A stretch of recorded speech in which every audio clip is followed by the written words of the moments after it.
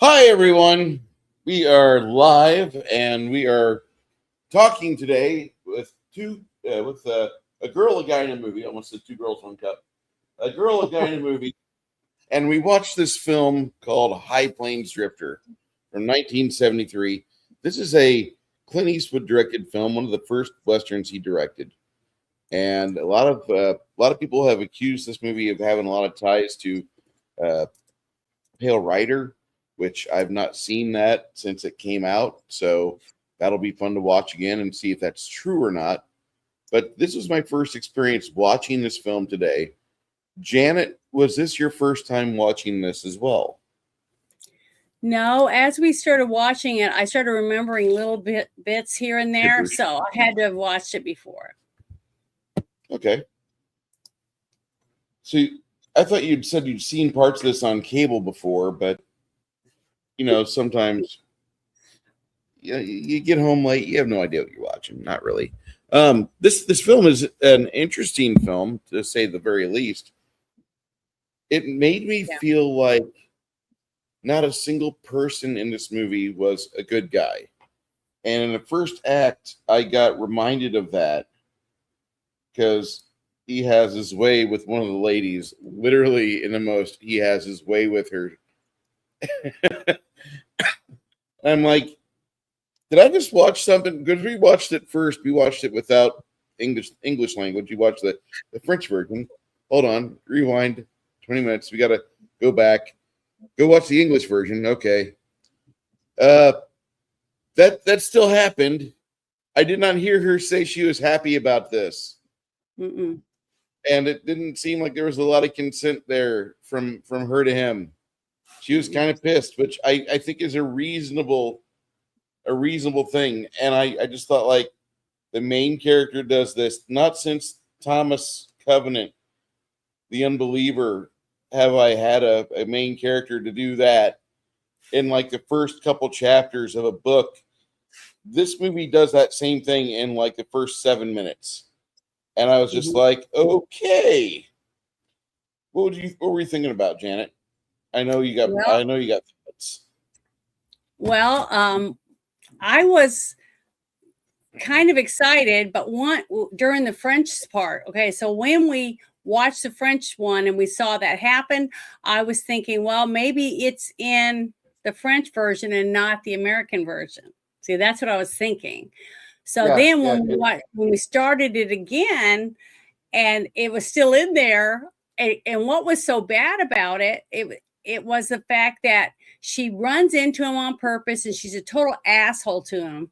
So you can be mad because she was being a bitch, right? But still grabbing her and screaming and kicking in broad daylight in the middle of town and dragging her into a barn, throwing her on their hay, and then having his way with her while she's screaming and fighting him. Uh it it it ruined his character for me. So even though at the end you find out that he was whipped to death, and it's his like wraith or his Revenant. reincarnation, yeah, to be able to fight back and get revenge and then go where he was supposed to go when he died. I didn't have any, I wasn't rooting for him because if they took that scene out of the movie, you would have been all gung ho for him to do what he was doing, to get revenge and to make the town pay for his murder, because all he was trying to do as a sheriff when they killed him was trying to tell him that, what they were doing was against the law and that they don't have the right to do that. And that he was going to stop them because he's the sheriff and that's what his job was.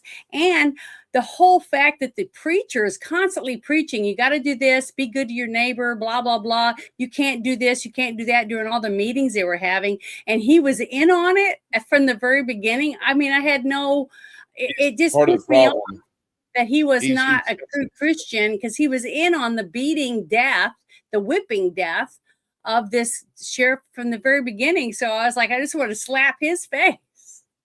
So it was just really hard for me to have sympathy for any of these people during the movie, even though it was a lot of good actors and good stuff. But I love the little dwarf guy.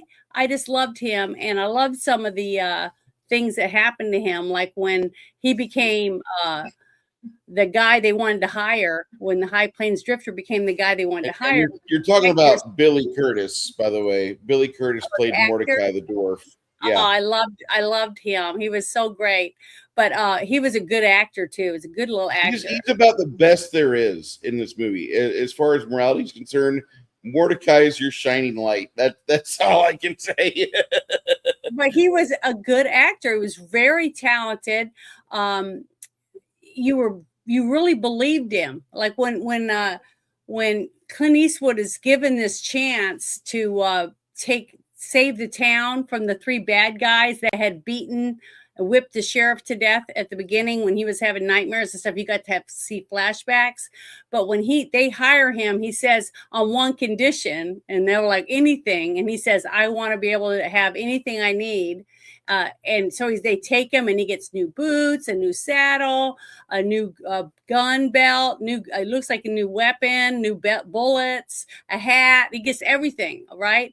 And then he sees an Indian and with his two little granddaughters that look like little daughters in there, and the shopkeepers tell him, get away from my stuff and get out of here, basically, damn savages. Okay, that really pissed me off because I have relatives that were raised on Indian reservation myself, so it really pissed me off. But then when he went over and he said anything, and they said yeah, so he went over and got a big stack of blankets and gave it to that Indian man, and then he went and got both these big jars of candy, gumballs, and I think it was candy canes, peppermint sticks, and he handed them to the two little kids, and they just go, they could see how happy they were. Oh, I just loved that scene. I was clapping. It was so great. It made me feel so happy. Yeah, me too. It was so there was a lot of good stuff. I mean, I got goosebumps just talking about it again. There was a lot of good scenes like that in the movie to make it worth watching, and it was very full of action. The scenery was beautiful. It was right by it looked like the ocean, but it could have been just a lake, but it looked like the ocean to me. I believe it was by the ocean. Part of me wants to say it's not too far from the coast. Oh yeah, Clint Eastwood did just have his birthday. Let me put that up there. Hi, 96 years old. Say hi to Bruce McFadden. I haven't seen him in so long, because I know he's been having some health issues and stuff. But I hope you're doing a lot better, because I haven't heard from you in a while. But it's nice to see you in here. And I think my sister was in here. Let me bring her a little thing up really quick. I'm sorry to interrupt, but see, look. It says Jerry, but I know it's my sister, so. But it's nice to see him in here. So thank you for stopping by. I really appreciate it. But go ahead. You can say what you were going to say now. I didn't interrupt. No, I just think that they filmed this close to the coast. Yeah, it was really beautiful scenery. Not too far from the usual Clint locations, because Clint doesn't miss when it comes to real estate for movies. That's all I'm going to say. He's about as Ching Lee as it can get. He doesn't miss. He's very, very accurate with where he wants to film. His director of photography knows what the fuck he wants. The one thing that surprised me is that the movie did not have Lalo Schifrin doing the music for it. Lalo's done about maybe 7 or 8 Clint Eastwood films. Very talented individual he is. Yeah, there was something I found about the I'm gonna look it up real quick about the soundtrack. Go ahead. So I'm looking it up real quick. It's a note I found about the music that Clint Eastwood, because he directed this, and I was trying to find it real quick. Let's see. Give me just 1 second. Oh, I hate it when you brought it up, so I was going to share it. Sorry, it's going to take me a minute. It says I can't find it. Damn it. Go ahead. You keep talking and all. Oh, here it is. It says the strange colors make the town of Lago look different throughout the day scenes. Clint Eastwood supplemented this with eerie music, idographically looking photography, to make it stretch a little and stuff like that, as well as weird dream sequences, all adding to the supernatural atmosphere of the movie. That was all chosen by Clint for the music and the eeriness of it. And it was kind of like, I was going to say, it kind of reminded me of someone who might be smoking a lot of weed or something, getting behind the camera. I So, don't know if it was a weed induced thing, but the psychedelic sounds of it mhm. and the colors, it just made me think that it might be supposed to be taking somewhere on the California coast. It might supposed to be there, but really they're in hell. Like it's not even purgatory. It's you're in hell. You're welcome to Yeah. hell. This is where you are. You're just gonna burn. And that Yeah, it was entire really weird, different. that entire theme just pervasively stuck throughout the movie, like a sticky set of underwear.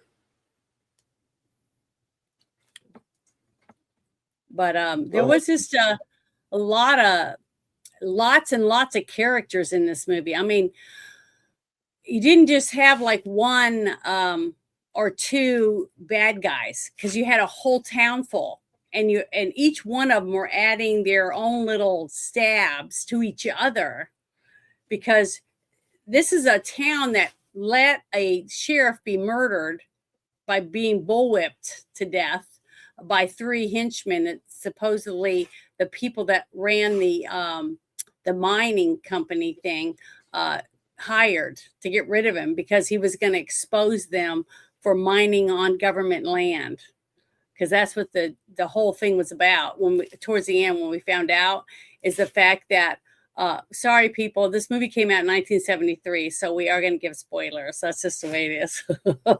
But that was, to me, it really wasn't a very good reason to murder someone, honestly. But it showed you how corrupt all these people were. Everyone in this town was using someone, sleeping with someone, ripping someone off, stealing. They were all thieves and scoundrels. There wasn't any decent people in the town. Even the little guy in the scene that you see him get scared of the one guy, because he goes, when that guy's away, I'm gonna do that, and he gets scared. He gets underneath the steps of the one saloon thing that they were by, and It was when his he's only under it, defense. yeah, because he's It was little. it was his only defense. Yeah, and he hid under there when those three guys came to town and ended up beating or whipping the sheriff with bullwhips to death. So he watched him being murdered and didn't do anything, but he felt remorse over it, and you could tell. And so did the other woman, the wife of that one skanky guy that was part owner of the mine. I think they owned the hotel, right? They owned the Mhm. hotel, and she felt remorseful, because you see her in some of the flashbacks. She's back there and she's seeing what happened, and she turns and goes inside because she doesn't want to see it. But everyone else, even the one that he ends up raping at the beginning, she's standing there all smug watching him getting whipped to death with her husband. So, and Yeah, then the I fact that the husband lays her out like a piece of meat to be slept with any of these guys, because like she's a prostitute. Why she had any respect for her husband in the first place after that, when he says, "Oh, you could deal with it," or whatever it was, like it was nothing. That was disgusting and repulsive to I me. But just want I just want all of you to understand that Janet has not played Fallout 2. And once Janet plays Fallout 2, she might get a little bit of a different mindset. But we have to wait for that day to come. And the reason I say that, Janet, is that that's a I haven't even played post-apocalyptic. Fallout 1 yet. I Fallout played 1 Goat was good. Simulator or Fallout 2 Batman, is good. Lego Batman. That's it. I'm Uh, not even. have you seen Squirrel with a Gun? No. Okay, Squirrel with a Gun is supposed to be another one like Goat Simulator, just absolute carnage and chaos. But Mm-hmm. Fallout 1 and 2 are really good. They're kind of turn based. They're isometric. They look like an RPG from the 90s, because they are. They're really good. But the second one took things further than the first, because in the first one it's just your vault sends you out in the world because your water chip is breaking. You need to go find a replacement. Here's some maps to go to other vaults, and that's the first game. Really good game. The second one has other things in it, but at one point in the second game, you are given a choice to marry somebody. It's true love, whatever. But then, as soon as you have them married to you, a situation comes up where you are encouraged to pimp them out. Yeah, but why? It's just part of it's part of the situation. But not If is it against their will, or does the partner? No, it's not against their will. They're not happy about it, but I mean, it's to get further into the story and to possibly strike back at those that hurt you and your friends. So they're going to go along with it. But remember that movie with Demi Moore and Robert Redford, and he offers them and he offers them $1 million if he can have one night with his wife. Yeah. So that's different because she was in on it. You see what I mean? So when you just say here, I mean, to me, that's what I gripe about certain religions where you hand over your 9-year-old daughter, or your wife or whatever, because women are worthless, in their religion. So I just think that's repulsive and disgusking. I mean, and I think anyone who has to do that to get a woman is a pretty lame, probably limp man. Because he doesn't, he lasts probably 2 seconds anyways. That's why he has to rape people. That's the only thing I can think. Man, it's just getting vicious today. She's getting vicious. I hate people like that. I just think it's disgusting. And I want to see all of them hung up by their penises. Right. I want to see the Mohammedans get cast into the fire. I can't stand any of them. And I'll never spare the rod when it comes to them, because they have the most warlike cult. They have the most colonizing, conquering cult out there. I never want to hear about white people colonize shit, because you know what? There's still 25 million slaves out there today because of Islamic shithole countries. Okay, so don't fucking come at me and say we're colonizers and we enslave people. We stopped slavery. We gave people salaries now. They have benefits and they have health insurance. Fuck you. But these Muslim shithole countries, these piece of shit countries that are still allowed to exist, they believe in sex slavery and they love little girls. They love little white girls.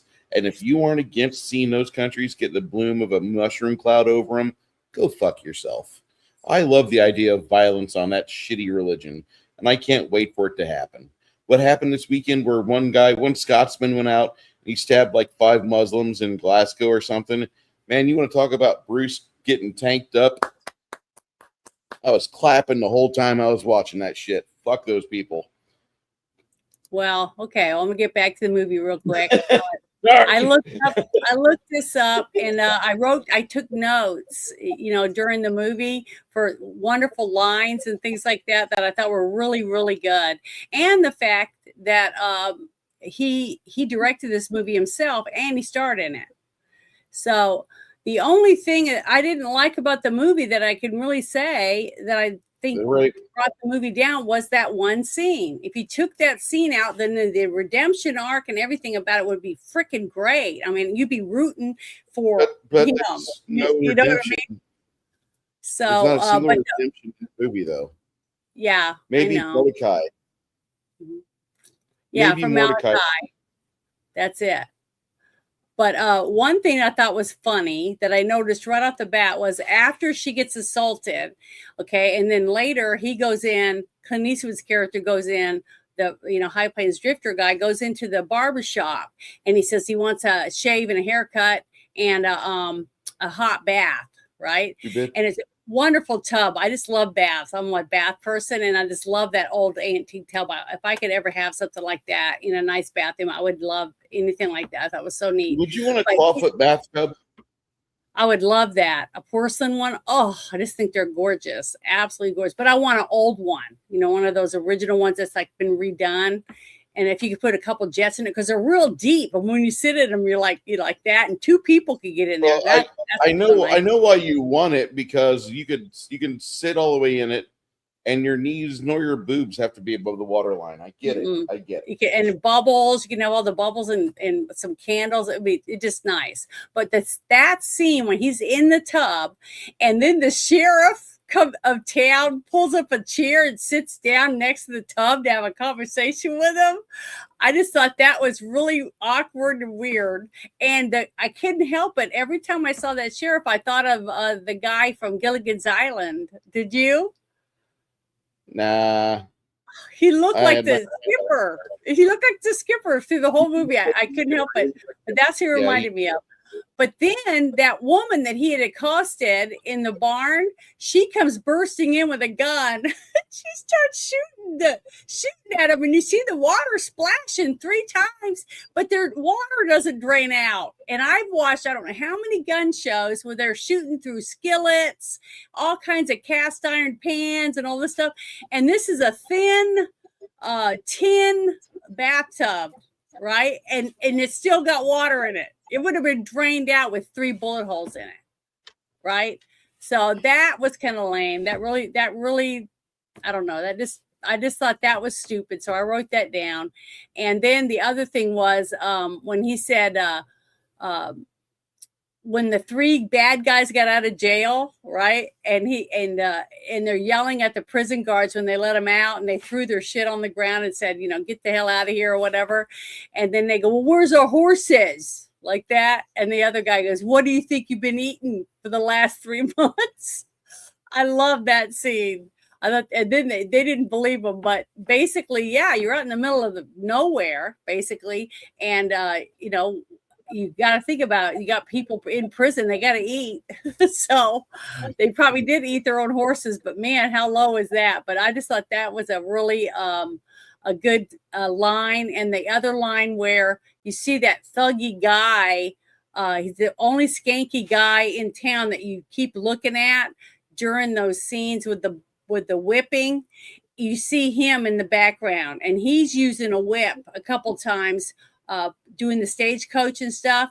I can't remember the actor's name, but he comes up behind him and he's grabbing his knife, right? And he's talking about what a piece of shit he is and how he doesn't like him. And then he just doesn't even turn his head. Clint Eastwood's character goes, you're going to look awfully silly with that knife sticking up your ass. And then he just puts it back down in the holder on there. So there was a couple really good kick-ass scenes that I really liked. I just thought he was very macho. He was definitely a badass. I mean, there's no denying that he was a badass. And just the way he carried himself, he was very smug, and you really didn't know. You didn't know whether or not is he the guy that they murdered coming back to get revenge, and why are they trying to why did they kill him? Because you don't even find out what happened and why they killed him until almost the very, very end. So you don't know what's going on, but you know that none of them are good because they're all assholes. They're all bad. They're all stabbing each other in the back, throwing each other under the bus. Nobody wants to be told what to do by this guy, except this guy that I thought looks like the skipper. Because he was all for it. He was happy as a lark to take him from one store to the next and let him get stuff. And when they'd say, okay, it's going to be $900, and he goes, it's going to be no charge. And he was like, they're all really pissed off with him. And he's just taking the tobacco and cigars or whatever, he can get from each of the places and enjoying the whole thing, the sheriff. So I thought it was great. He was basically just taking whatever he could from everyone in town, as he took Clint Eastwood around to all the stores to get free stuff, right? To get ready. Now, I don't understand all the effort they went through to make those giant tables for this giant festival or meal or barbecue or something, and they didn't do anything with it. What do you think they were doing with that? What was it for? Do you know? I have no idea. I thought about that a couple times, but I just let it flit out of my mind because there was other things going on in this movie that I was enjoying quite a bit. Like just the absolute lack of morality. Like we took these Yeah. we took these 50 fucking sociopaths, gave them various Smith and Wesson arms, and just let them have fun in a town that was at the very end. If it did not end up in a shootout, we would just detonate the gas lines underneath and we'd blow it all to hell. Fuck it. This movie had so much to admire on its script and how the characters, you could see how the motivations were, but you yourself, it would take you a lot of heartache and a lot of pain to get where they are, but they're already there and the camera's rolling. You better catch up. You better figure it out. And when we finally see what happened to Clint, how he got killed and whipped to death, you're kind of thinking like, okay, well, this kind of makes sense. Now I can understand why he's so driven to unfuck this town and fuck it up his own way. I get it. This movie felt like it was in the Dollars universe, just because Clint Eastwood is not there for any moral reason. He's there to make money and to just do what he wants. And it's not even really making money now. It's just more or less just squaring things up. And that's it. And I didn't like the fact that if he's a revenant, he didn't really look like the guy before, because nobody said, oh, look, it's the old sheriff. Nobody did that. Nobody had a look of, oh my God, you're back. And I was really hoping if that was the case, they would have done that. But instead, it's like he wore a different skin suit to go into town and be a complete asshole and upright, just completely table flip everything in the town. Which is okay. Though, go ahead. The scenes where he had the nightmares, it was him. It was him laying on the ground with all the lash marks and stuff on him, even though in the flashback scenes of the actual whipping, it wasn't him. But when he was laying on the ground, they did the close-up, like when the young Malachi was under the porch, right? And he sees him laying there with the lash marks. He sees the High Plains Drifter's face, not the other sheriff. See? So he had a sense that that's who he was. He felt it, that might be him. And so did the wife of the hotel owner, the one who went in that wouldn't watch. She kind of thought. I wanted it to be more noticeable.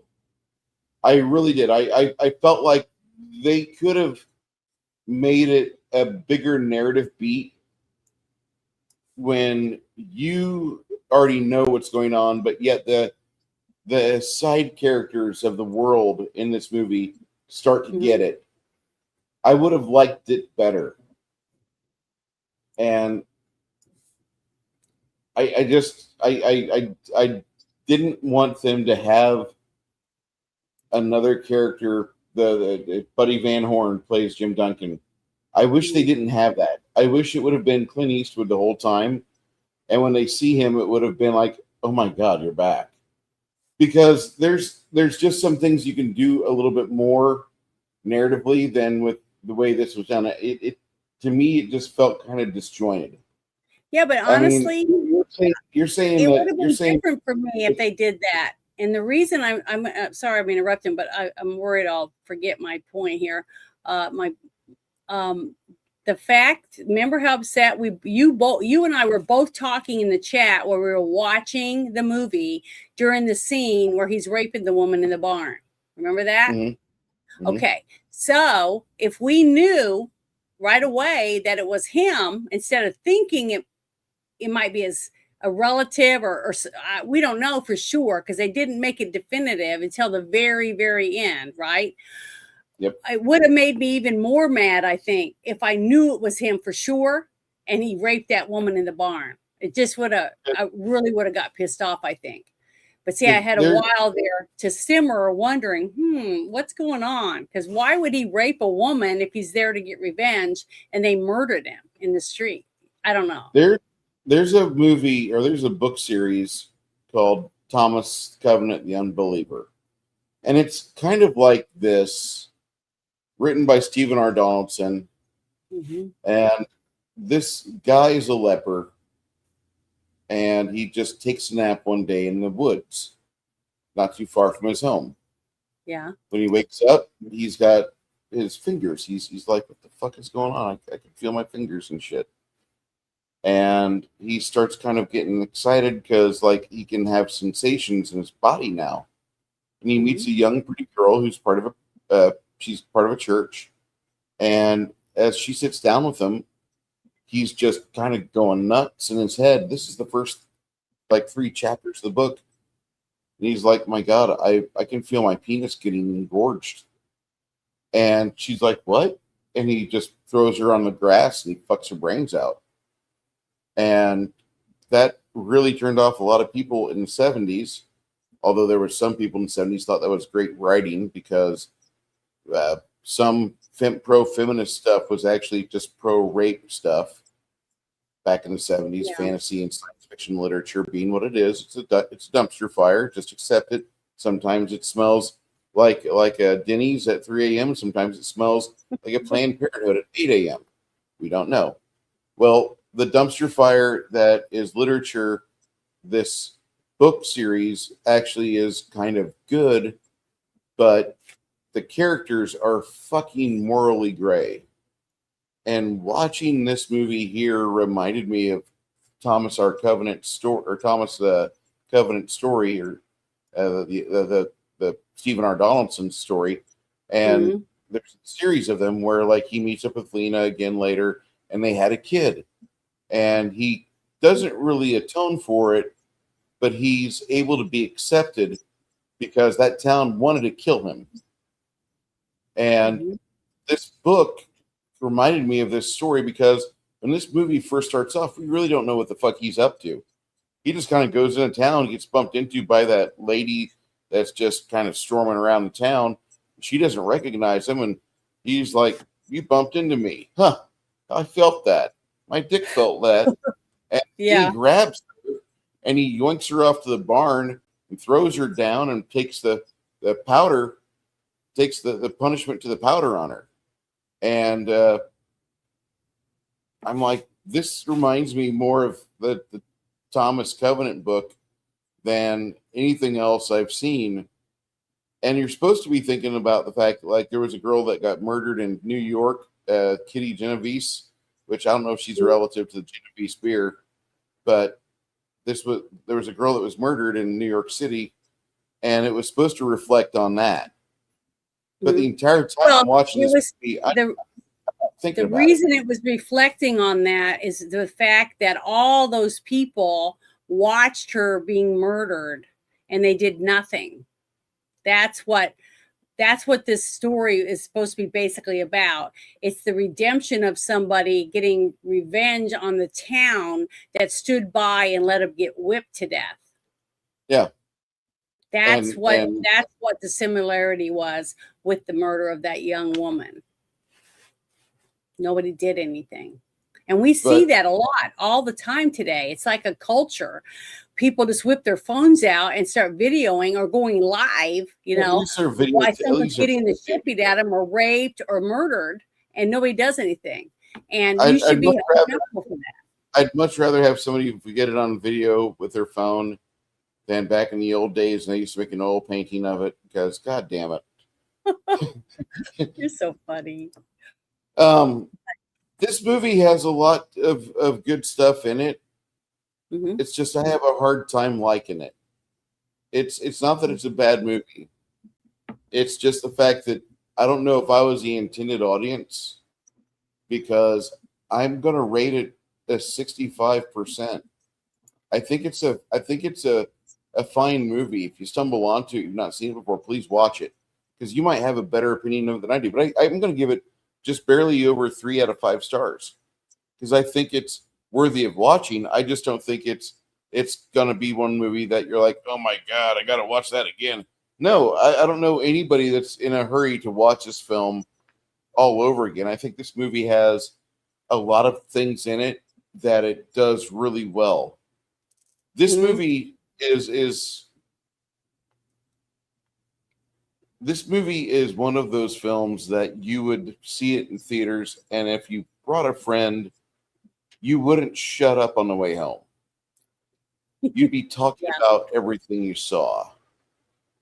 It was nothing extraordinary, but this movie has some things in it that, with a better back end of a movie direction, better scripting, better editing, better music, this movie could have been like The Unforgiven, because The Unforgiven is a goddamn classic, and it might be his best Honestly, western though, ever. I agree with What? you about why you dropped the score, because I'm only going to give it a 7.5 out of 10. Because I probably would have gave it almost probably 8.5 or a 9. But if you took this movie right now and you took that one scene out of it, just that one scene, even after her being a total ass to him and stuff, and he just does the whole thing with her about her shoes and her her feet being so big, making jokes with her or being mean to her, and turned around and walked off. Okay, if they did that and did the same whole movie, the rest of it, people would have rated it even higher. It would have done even better, because that would have gave him what he needed to have the arc for somebody getting revenge for his murder, right? But him doing that at the beginning, to me, I think took a lot of people out of it. And the thing is, that kind of stuff happened all the time in the early Wild West. That women weren't even worth as much as a horse. I mean, that's one of the reasons why I picked that movie, Bad Girls, to show a woman whose husband dies, and because she's just a woman, she couldn't keep the property and stuff that she had because her husband passed, and she was worthless now. So now she had to become a prostitute. So basically, that's all changed now. Women can own property, women can go to school, we can drive, well, in America.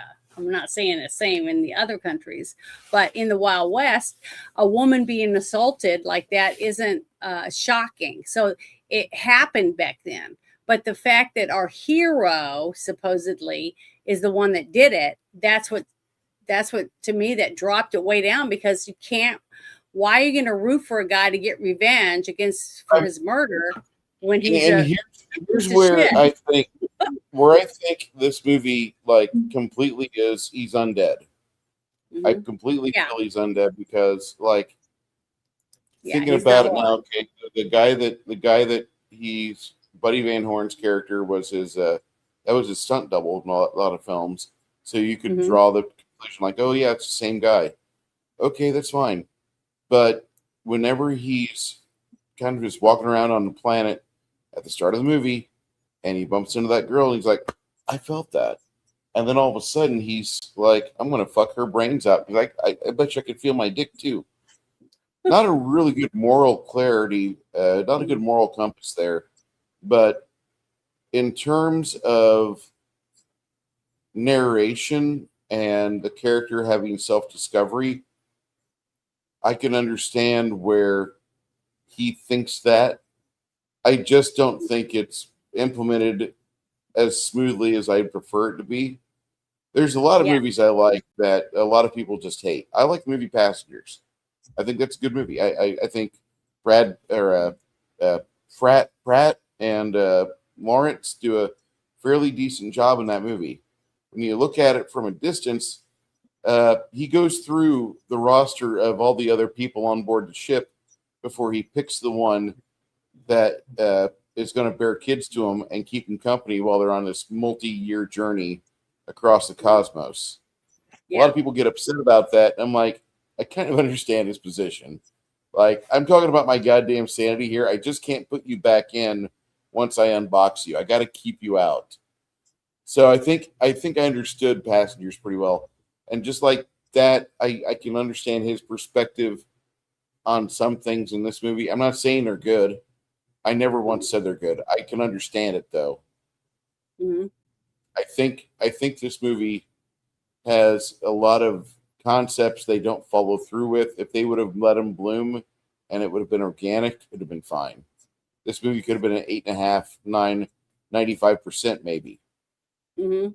But And really, like the fact that somebody in 1973 or earlier wrote a script because they got upset about seeing and reading about this woman who was murdered, and 30 something people, or was it 40 something people, stood around and did nothing to help her when she could They have did lived. not. Yeah, Okay. could have. So the fact that they did that and wrote that, I get that. But see, to me, a lot of that was lost in the fact that they won attack. Okay. It, to me, I just think it would have been, it could have been an Academy Award winning movie if you just made a few changes in it. You see what I mean? Because the actors were good. No, the actors were good. The scenery was great. I mean, I'm not saying it would have won like Best Picture, but it would have been nominated for Best Screenplay or something like that. I really do believe that. I think it lost people for nominations or anything because of that scene. I really can see that in 1970s, especially for the meaning and purpose behind the story. The scenario is the city is all bad. It's like Sodom and Gomorrah. Okay. And Lot is allowed to find as many people that are good and get them to leave. Even his own wife, right? He tells him not to look back. It's not worth looking back.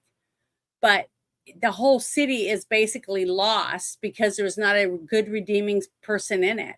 And this city was almost the same.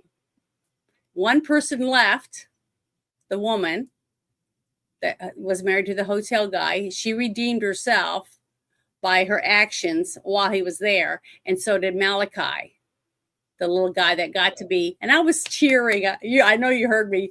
I was so happy when he took the sheriff's badge off and put it on Malachi, and then take the mayor's hat and put it on him. So he was mayor and sheriff, and he got to walk around and order people around for a very short time in his life, but he got to find out what that was like. And I love that part of it. That it showed you that even though this guy was here to get revenge against all these people, he still had a light inside to be able to give a gift to others, like he did the two little girls, the Indian girls and the old Indian man. You know, little specks of humility still. And I like that about him. But it was hurt and tarnished by the other action, you know. So I'm just saying, if you took that out, I think it would have been so much better of a redemption movie, and more people would have been praising it back then when it came out, and today, the ones who still want to see it. One person it is a this good movie. You know who who hates this movie, right? Or who hated it? John Wayne. Did you read about Yes, I saw that little thing. Yeah, he was pissed off. He did not like this movie at all. He thought it was terrible. Like, you got to make a movie together. John Wayne's like, "Fuck you! We can't make a good movie. You've ruined it. You've ruined the westerns." Well, you know, in a way, he's right. In a way, he's right, because John Wayne would never have been in a movie like this. If they tried to hire him, even for lots of money, and said, "We want you to rape this woman in the beginning, but this is what you're going to do," he would have said, "Hell no." He wouldn't have done it. So I'm just saying, I can understand why he would feel that way.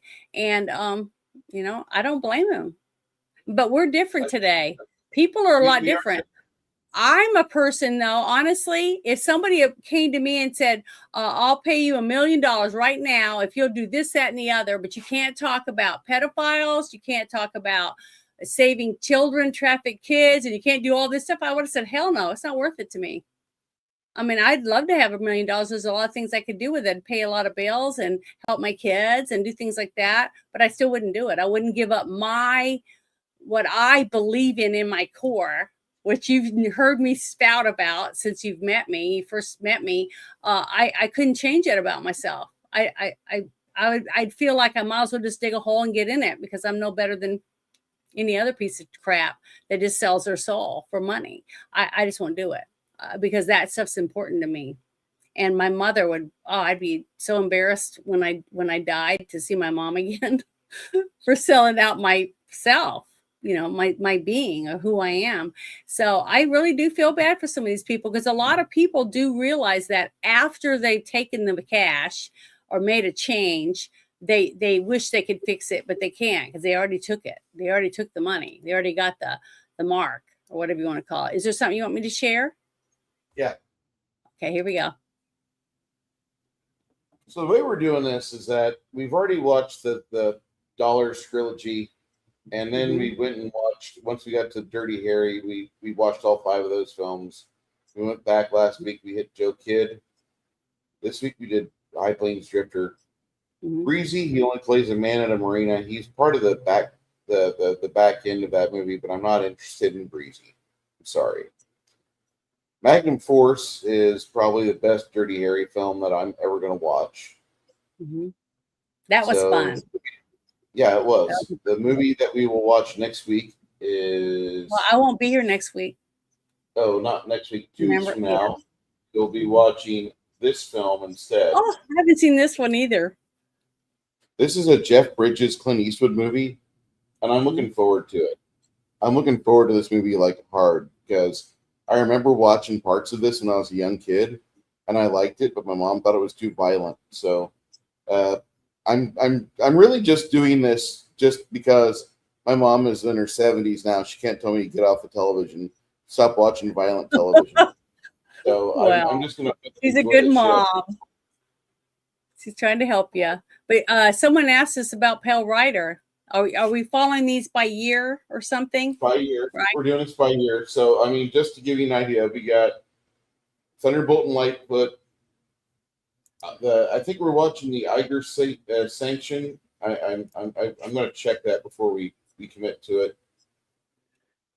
There's only been a couple movies in this selection. When Bruce suggested that he wanted to do all these Clint Eastwood movies, which I love Clint Eastwood, I just haven't seen all these movies. There's only one movie that I picked. We haven't seen it yet, but we'll get to it. Hold on. We're watching all of the Clint Eastwood films first off, and in that lump of Clint Eastwood films, one of them is being held off for next year, and that's called Beguiled, because that'll be our "Fuck You Valentine's Day" episode. And then we're watching the other Clint Eastwood films now, which some of them you might like, much like I like, what I like. But we're watching Clint Eastwood because he's an American icon, and I don't know any other creators that are out there going like, "Oh, let's watch everything for Clint Eastwood," but that are mostly movies where he has a starring role. Great idea. I think this is wonderful. And nobody else. A bunch of episodes of TV he did, but very few things. Once he started up with Fistful of Dollars, and he became a phenom, I think. Starting off with his career in '64, that was where we started following Clint on this channel, and we had to do that. There are some things he did before that. He did an episode of Alfred Hitchcock Presents, episode of Maverick. He did The Ambush at Cimarron Pass, which not a very well-known movie at all. That's like very, very small film. But he had the third highest billing on it, and we didn't watch it. We probably should. But that's a 1958 movie. That's an hour and 13 minutes, okay? And we'll probably watch that after the end of all this, because that's supposed to be a decent film. But then I listen to people talk about it, and it sounds like shit. Whereas, like, if I would have talked to somebody about this movie at the halfway point, the movie we just watched, I would have given it a horrible review. But watching it all the way to the end and seeing how it develops, okay, this movie is not bad. It's a 65 out of 100. It's not great. This movie's fun to watch, though, because it does lead to better things, to other things. And I think by going through all of the Clint Eastwood stuff year by year chronologically, like, after we do this, we do the Iger sanction. Then we watch The Outlaw Josie Wales. Our friend James will be there for that. He must be part of the review. The Outlaw Josie Wales is his absolute favorite Clint Eastwood film. And then in 4 weeks we watch a movie, or 5 weeks we watch a movie that I probably won't like, called The Gauntlet. Because as much as I love Clint Eastwood, that little parasite's with him. Sandra Locke. But I was surprised already in the movies that we've watched. how much Clint Eastwood has grown as an actor and then slowly over time as a director. So I've enjoyed that. And the fact that I've seen, golly, over half the movies we've watched already, I'd never seen. Because when you said Dirty Harry, I was thinking Dirty Harry. Okay. Okay. Which one? Because he's Dirty Harry in 5 movies. I didn't even know that. So, and I've enjoyed it. I've loved dressing up as different characters, being Dirty Mary and then Dirtier Mary, just having fun with it. I've loved it. It's been a lot of fun, especially with movies that I haven't got to see and getting to learn so many new things. I love the fact that we watch it in Discord and we get to have other people in there with us and give us their tidbits of information, finding out trivia that I would never have found out if we hadn't done this. So I've been loving this. I just think it's great. But the only movie that I picked, it was one I really loved, was the Bridges over Madison County, because it's an actual movie that I actually watched on my own. Nobody told me about it or anything. I just happened to see a trailer and I wanted to see it. And so when you said we're going to do Clint Eastwood movies, I was like, well, yeah, put that one on the list. I didn't realize we were going to go through it like we're doing, which I think is a great idea because he is a phenomenal director. I mean, look, he just now retired. How old is he? 95 years old, something. I mean, God, I hope I live to be 95 and I can still walk around. 96? 96. See, I mean, who wouldn't want to make it to 96 years old? 96. And that's what I said, 96. You can't hear me?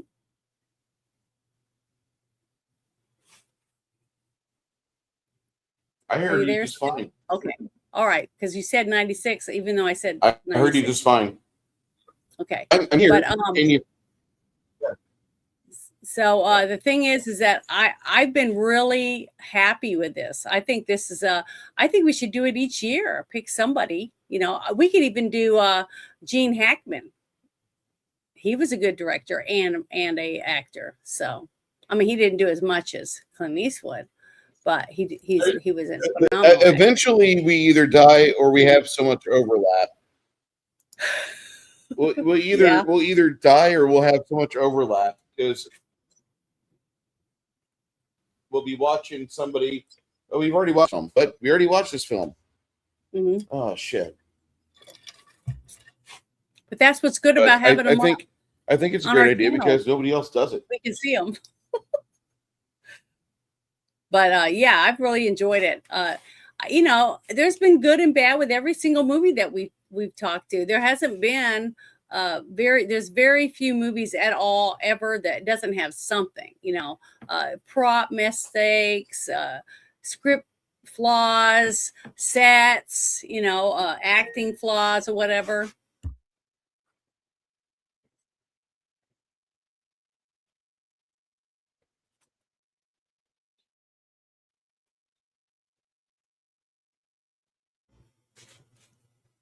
Yeah, that's going to be a good one. That's going to be a real good one. We'll talk about the Dollars trilogy. The Dollars trilogy is great, but I love the first one the most. That's one of the few trilogies where when I saw it, I love the first one. I love the fight between the Rojas and the Baxters. I think Clint Eastwood being a dick and getting between them and causing them all the hatred and vitriol. I think it's great. I think it's a great, well-done movie. And it's so sad that movie is not talked about enough today. Everybody talks about the good, bad, and the ugly. Oh, Tuco. Fuck Tuco. But one thing I did want to tell everyone real quick is the town that was built. It was the one that they did the whole movie in. It was built 300 miles away from Hollywood. 46-man crew of technicians and 10 laborers worked 10 hours a day for 18 days, constructing 14 houses and a 2-story hotel. They were burned down at the end of this movie when it was over. But they did that, and they did it under budget and before their time ran out. So that just shows you what a great director he was, because he was able to get all his people to do their jobs, follow through, finish what they were doing, and nobody got shot with all those guns and shootings and all the explosions with dynamite and everything. It's amazing. I thought they did good. Janet And still talks about the movie Rust. yeah, but even the shooting was even better this time in this movie. From the last movie that we watched, the last Western, to this one, the special effects were 10 times better. Did you see the guy's ear? They got almost blown off. How real that looked. I mean, Yes. you could see everything that Clint's done in all the different movies from the very beginning, especially since he started doing the directing stuff. The one movie that he only directed that one scene in where the guy was going to jump off the building, that was a good scene. He did a really good job. But each time he's done it, he's done a little bit better. Play Misty for me. I think he's improved because he actually seems like he learns from his own mistakes and he pays attention and tries not to do it again in the next movie that he makes. So you don't see that a lot in Hollywood. That's why I don't think as many people are that good at being a director and can stay in the business this long, because he is a good director. There's two types of people out there. People that like Clint Eastwood movies, and then there's people that watch every Sylvester Stallone film that comes out. And I like Clint Eastwood movies. I don't like Sylvester Stallone so much. I think he's interesting. I think it's neat he can be an editor and an actor and a producer and a director, all for the same film. I think it's great. But I don't really like Sylvester Stallone that much. And it's nothing against him as a person. I just disagree on a lot of the choices he made outside of the Rocky series. Mm-hmm. That's all. Well, another thing. Go ahead. But I do like the fact that he was part of the Expendables series.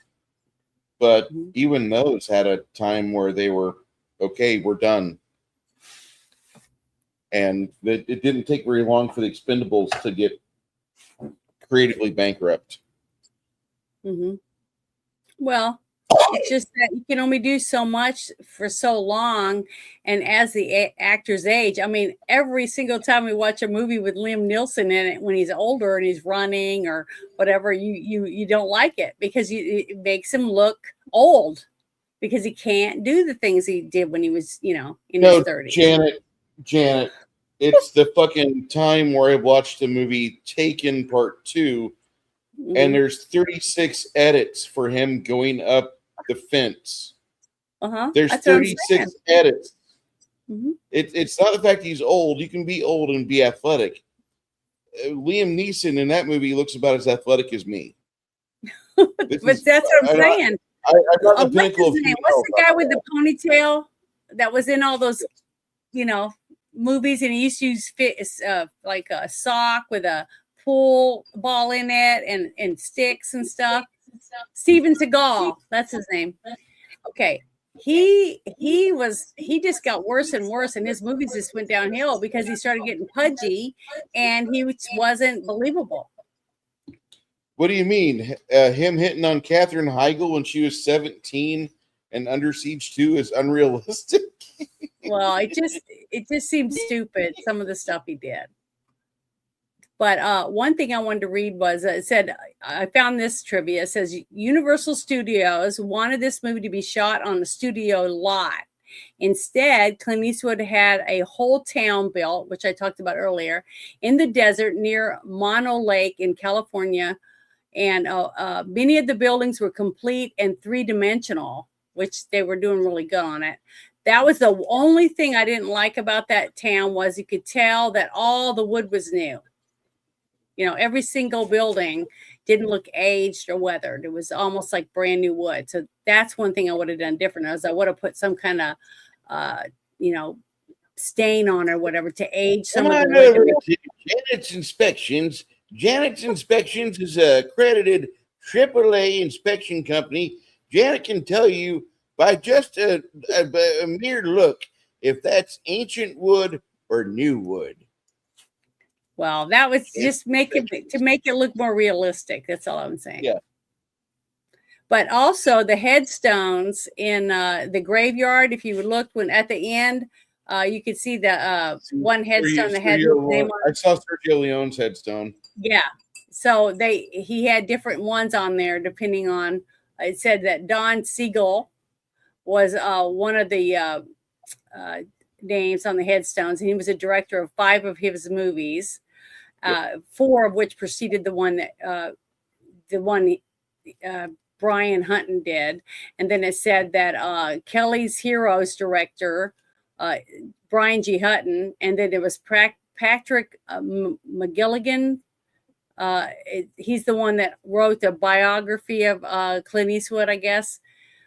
So he buried all his directors, is what he said when they asked him about it. So all the directors that directed his movies before him, he put on headstones in his thing. See, that's the another thing that you'll see if you're one of those people that likes to dig around in trivia.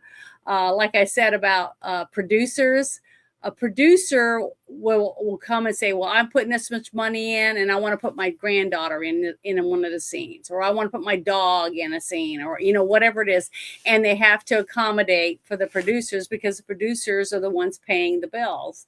So a lot of changes are made, on that day whenever the producers just show up because they always have chairs near where the director is at, set up for producers to sit at. And they just walk around and they can see whatever they want. And they always have it open and ready for producers to show up on all the sets because they're the ones paying the bills. And they always have to make them feel good when they're there. So that's why you'll have a lot of things that normally you don't normally see, in the screenplays or whatever, is because they add stuff for the producers, just like the director's always right. So the director always usually gets their way. But I didn't really see anything. Did you for the editing? Actually, it's one of the few movies that Clint Eastwood did where the editing was spot on throughout the entire show. Mm-hmm. I gotta give them their flowers. They did really good with the editing. Mm-hmm. I thought so too. That's one thing. I'm a real stickler for that. I don't know why. It's one of my first things. Well, I'm looking through to find, tennis shoes or Coke bottles or something. And I didn't see you make a movie. If you guys go out there in the world and you make a film and Janet and I review it, Janet will go through that film like a determined member of the UK police finding some way to blame this on white people. She will find a way to say your editing technique sucks. She will rip apart your editing if your editing is the least bit you just sophomore. have me come in and sit when you guys do the viewing for the director to see it. So if there's any final things that need to be done, and I'll say, hey, I saw this or I saw that, and help you get that out of there. I'd be happy to do that because I don't know why. It's like I'm pretty good at it for someone who's not professional, at seeing all these mistakes. It's okay. I mean, my level of autism really shines when it comes to locomotives. Mm-hmm. But I got to say that your autism really sparked off. Like when we started watching the film, and there's a scene where the guy has his glasses on, the camera cuts away. His glasses are off. The camera cuts away. The guy is kneeling down. His glasses are back on again. His hands are still on his rifle. He's taking pot shots. Camera cuts away. Camera comes back. And he's got his glasses sitting up on his brim of his hat. What the fuck? Watching a film with you is like asking to be given a. I hate to ruin it for you. It's like watching a film with a school marm who, when she sees something that she doesn't like in like current mathematics, her hands start to twitch because she doesn't have her ruler in hand that she could batter somebody's knuckles with. Learn better. That's you. But instead of arithmetic being your tism is, can you please make it look fucking cohesive? Well, it just doesn't make sense. I mean, if you can go right now on Rotten Tomatoes or IMDb or some of these other websites, and they have nothing but stuff on there for people that find things that are in movies that are not supposed to be there because the editing is messed up. And people like looking for it. So, and honestly, just think about it. It won't be long when AI takes over. You probably won't have those mistakes anymore, unless it's like Are you fucking kidding me? Or Are you Seven kidding Fingers, me? like God damn it, Janet. Do not say that. Do not say that. Because if you let AI take over, I'm going to be watching a fucking World War II film, and in one scene, it's going to be Alvin York lighting up some piece of shit Hungarian or Austrian guys, which is what he's supposed to do. And the camera will cut away, and it goes from Alvin York to motherfucking God damn it, who's the other guy from World War One that everybody fucking talks? Anyway, it's gonna go to somebody else because AI gets Alvin York and the one other American World War One hero tripped up all the goddamn time. York and who was the other young kid in World War One? Sergeant York was moving in, and there was like another 20-year-old kid. I'll just go through the fucking Sabaton song list, and I'll be back in 2 minutes. I'll be right back. Go ahead, Janet. Okay. Yeah, I thought the movie was really good. If you could somehow fix it to where that one scene wasn't in it, to me, it would have been a phenomenal movie. But because of that one scene, I had a hard time really wanting to see him get revenge because I didn't think he was, all that great anymore for whatever reason.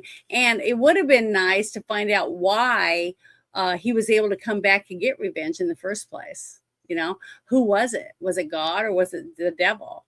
Maybe it was the devil because at the very beginning, when you see him riding up on his horse, you see the haze coming up off the ground because it's so hot. So maybe it was the devil because the devil said, I'm going to send you back and let you get revenge against those who wronged you. And then you can have to come back to hell where I'm at, when you're finished. But that way he could get all those souls or something. I don't know.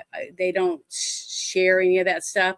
But at the end, when he leaves, it's the same scene when he's leaving, but he's going the opposite direction. And you see the haze, coming up from the distance. And the music and stuff is about the same. So maybe that's what it is. That there's a few little things like that I didn't figure out. I'd have to watch it a couple times, I think, and really pay attention to it to see whether or not I lean that way more or not. But I still thought it was really well done. I mean, the sets were great. The costumes were good. They had plenty of actors. The town was always doing something. It was always somebody doing something, in the streets or in the stores and things like that. So it never seemed like not a real town. There was always something happening. So it seemed believable when it came to that. And plus, I really did like the scenes when they went around and you could see the streets. And then across the way behind the buildings, you could see the ocean, the edge of the ocean. So that was really pretty. And it was a beautiful scene because that's the first thing I wrote in the chat was beautiful when I saw it, when I first got to see it. But go ahead.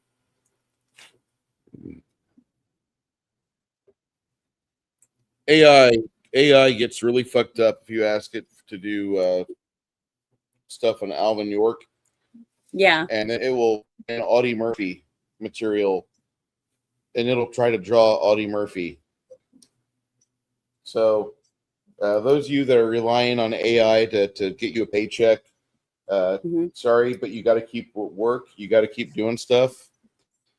And I know that disappoints some of you, but I'd rather see your work anyway than what a computer could foul up on things. Because as much as I love computers, and I really do.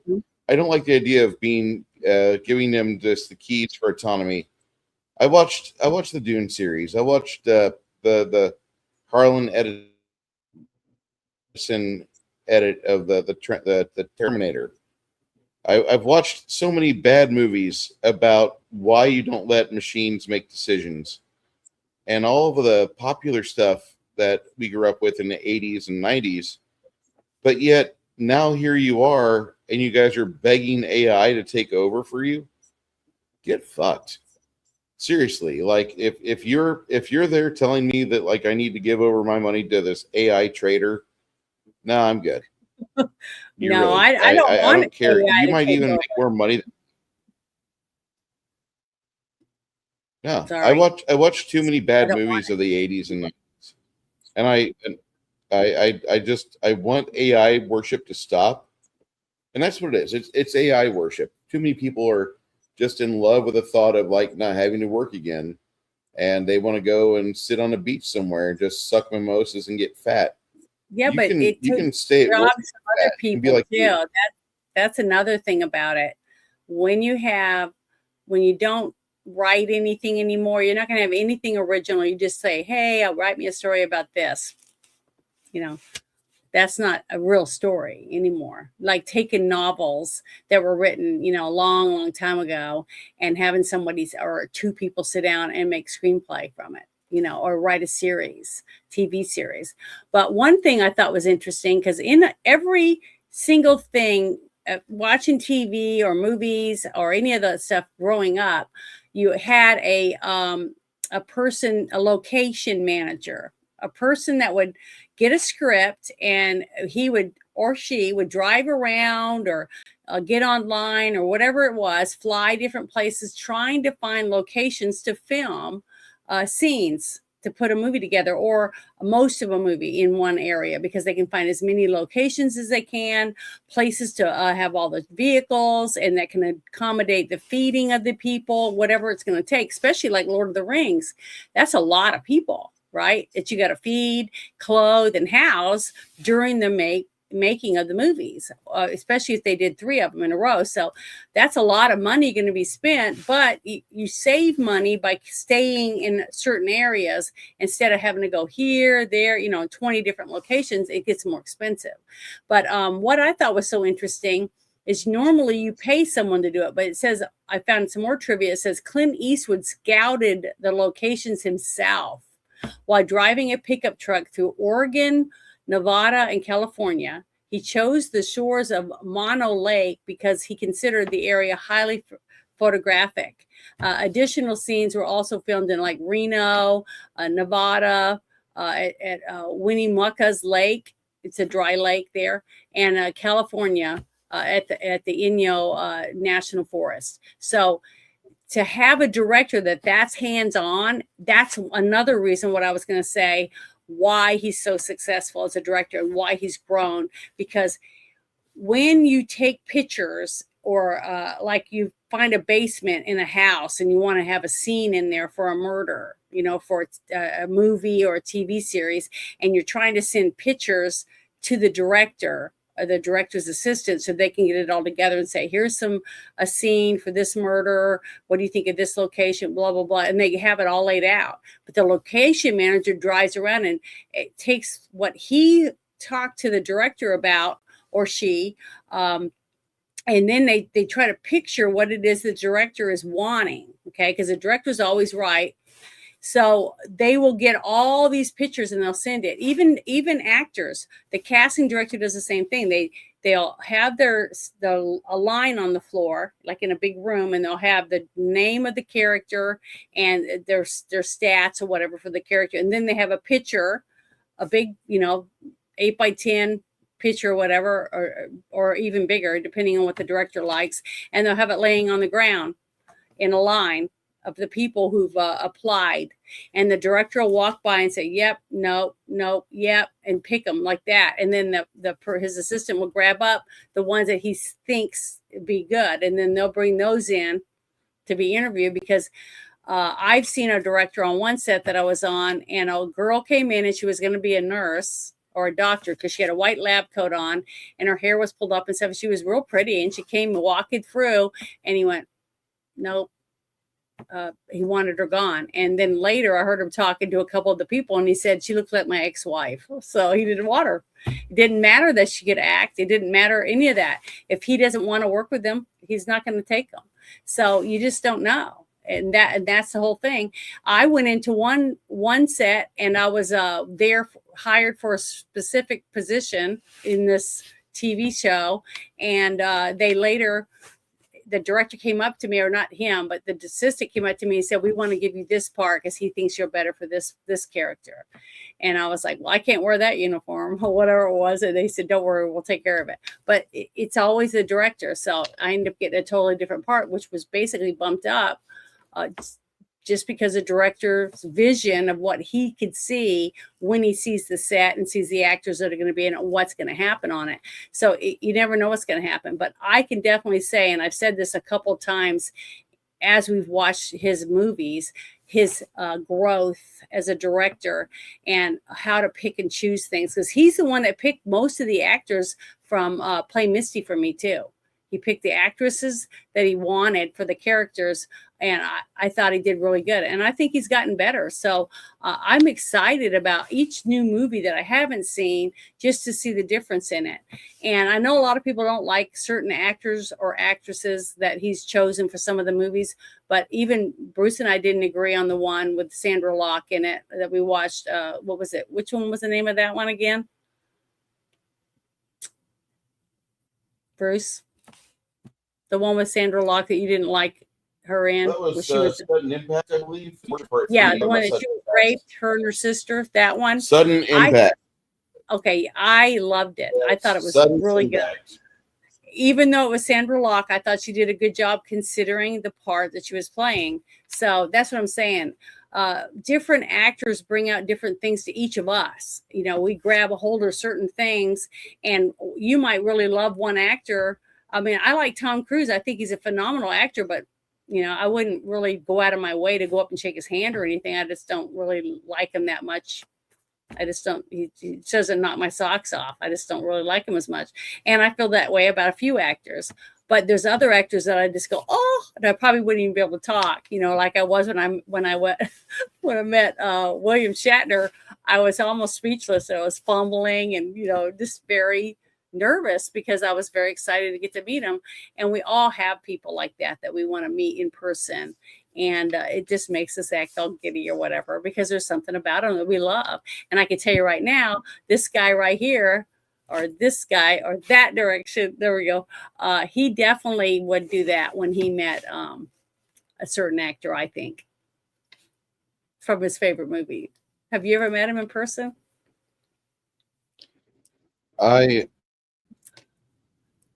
Who? Your favorite actor. Have you met him in person? Who, Janet? No. From no. Big Trouble in Little China. If I ever got I've never met Kurt Russell. Meet him. If I ever got the chance for you to get to meet him, I would set it up for you, because I think that would be wonderful. That's really sweet of you. I love you for a lot of reasons, but you don't have to do that for me. I've already met Bruce Campbell, and that was because I think you would. It would be a make your day, that type of thing. Because everyone, it would make my year. But well, I just think it'd be great if you ever get the chance to go to a con. Okay, whether depending on what type it is, that you like horror movies, if you like action movies, comedies or whatever, and you can go to a con, local one close to you, and it has one of your favorite actors in it. I'm telling you, it's an experience you guys will never forget. You will absolutely love it. Even if you just go there just to meet that one person and get in line and get to meet them, talk to them, and then go home. It's worth doing it. You guys would. It's an experience that you'll have for the rest of your life, and I definitely think that you should do that. The reason why I don't want to meet Kurt Russell is the same reason why I like him. I like him because he is so grounded, and he recognizes that once the cameras are off, it's time to go home and play with Goldie and go do stuff with Wyatt and be a family man. Now, yeah, he's got grandbabies now, and and he's doing his best to do that. And the movie of his that I've actually watched more in the last 12 months. I've watched a movie more in the last 12 months than what I ever have before, and that is uh, oh shit, what is that? The movie about the Deepwater Horizon. Mhm. I've watched more of that movie thanks to YouTube Shorts in the Mhm. last 12 months than what I ever watched of it when it was on cable or when it was going around on the pay channels, HBO or anything. And it's not a bad film. Have you seen it? I've seen some of it. I haven't seen the whole movie. Okay, we'll have to put that on the list Okay. I because also want to do that other one where he's a fireman. Have we done that Backdraft. one? Yes, I'd like to do that one. We're, That's one of my favorite you movies by him. Besides The Thing. The Thing is my very favorite one by him. But that Backdraft is one of the right under there for me. the Backdraft movie is interesting because that movie hit right as like all my friends were getting of age to be volunteer firefighters, Hmm. and all the guys that wanted to live in town the rest of their life and not move out of a 300-person community. They immediately thought Backdraft was the greatest film ever made. And when I watched that movie, I saw the goodness of the film. I saw the way the movie was made, and I saw how they did the fire effects. Hmm. Robert De Niro's perfect. Sutherland's perfect in that movie. Carradine's good. Everybody in that movie just knocks it out of the park. Hmm. But Very then well. the problem I have with that movie was the fans. And watching my neighbors and all of these people that thought they were badasses because they were fucking town volunteer firefighters. And Yeah. if that whistle blows, stay out of my way. I'm going to be the first one of the fire trucks. I'm going to be driving it. Don't you worry. I'm going to save someone's life. Mm-hmm. I don't give a shit. So I was a volunteer firefighter for a little bit in 2004 because I had the time to do it. But I rapidly did everything I could to make my life to where I could do something useful and not wait for a fire. And for those of you that are volunteer firefighters, thank you for doing that. A very thankless job. I don't want to do that. I want to be recognized for what I do, and then when it's my time to go home and kick my feet up, yeah, I'm gonna fucking do that like I did all weekend. So Yeah, it's what's really sad is a long time ago, like back during Little House on the Prairie times, the whole community worked together to put barn fires out and other fires out in town. They all did it, they all tried to make sure they saved it.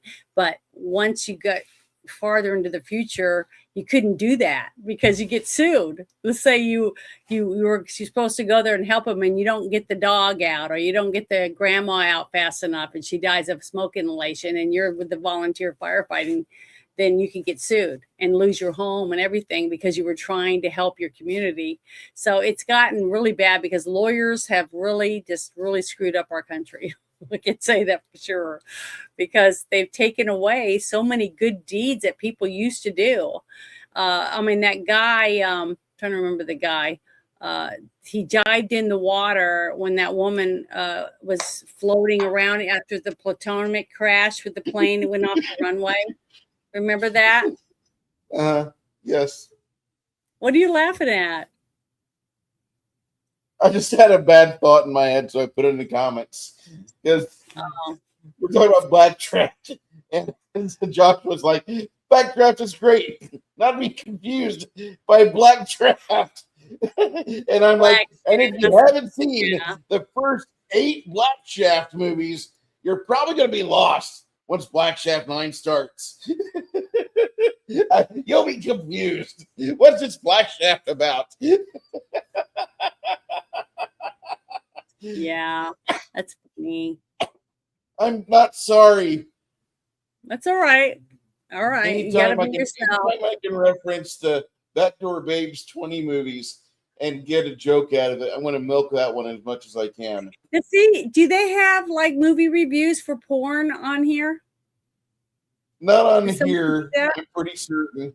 I mean, Well, maybe I've they never do. I seen just one. haven't looked for porn reviews on YouTube because that'd be like going to church and saying, I really need to know what's the best strip joint here. Hey, I guarantee you, if you probably go to church, you might find quite a few people that can give you the addresses. Hate to say that, but nowadays. But yeah, I'm glad you got a good giggle out of that. But there was another thing that I found that I thought was kind of funny, because you know how I am about some of that stuff. But this I found, it says the scene where Clint Eastwood lights a stick of dynamite with his cigar is a homage to spaghetti westerns from the director Sergio Leone, where he lights dynamite in cannons on fire with a cigar or cigarettes. So I thought that was neat, because he puts little things like that into his own work now, you know. So I don't know. It's just kind of nice. It's like making cookies that your mom or your grandma taught you how to make, that kind of thing. And I think that's great. And those little things like that make me feel good, because, quite a few times after we watched a couple of his movies, I was just thinking he was a womanizing pig, because it was like he was with every single actress in all of his movies, that type of thing. And, but if the woman wants to be with him, that's her choice too. It's not just his. It's a two-way street for everybody. So if my friend Chris from yesterday's game is watching, here's the figurines that I got finished up today. And hopefully... Oh, those are bales of hay? Yep. That's cool. I didn't even know. I forget about props. I'm always thinking about people and creatures. But yeah, we need props. Props are good. Oh, that's something I got to share with you in Discord. I got to send the picture. I went and I got my tattoo. Let me lift my sleeve up a little bit. My tattoo with the extra heart. See it? Aww. So it's really red, because I got the two, instead of two rings, I got wedding rings. I got the two hearts entwined in my parents, because I already had the dove with the one heart from my mom. So that when I hug people, it's like my mom's hugging them. At least that was my idea when I was doing it. So I went and got another tattoo. It's sore right now because I just got it a couple days ago, but it turned out so pretty, and I was really happy with it. I just want people to know that I did that. And then next weekend I'm going to go with my sister. One of my sisters is having her class reunion, and she only had like 12 people in her class when she graduated. I told you, we moved to a little tiny town in Arkansas. So she wanted someone to go. So I'm going to go and meet her at my dad's. I'm going to stay at my dad's house and go with her, because I'm sure there are going to be a couple people there that I probably knew when we lived down there. So I'm going to go. That's why I won't be here next weekend for the thing, is I have to drive there and stay the night. And then go to the deal, and then I'm not going to want to drive back that night. So that's why I'll be driving back Sunday. So sorry. But you can invite Six Nations or someone else to come do a movie with you if you want. It's your show, so you can do whatever you want. But I just didn't want you to, because I sent you a message and it reminded you of it. So. Oh, and plus I want to show this little bracelet. It was made for me. Like Crafting Gamer made it for me. I'm sorry. I saw something yesterday, and I'm getting that service, the Starlink. And this guy was broadcasting in Discord. Mm-hmm. He was broadcasting in Discord. He was driving down the road on I-70 without a hitch. So I think I'll be okay to live stream. I might be wrong, but I think I'll be okay. But that's good. Yeah, I know there's a couple people that stream from their vehicles. A lot of truckers do that. that I didn't know what they used.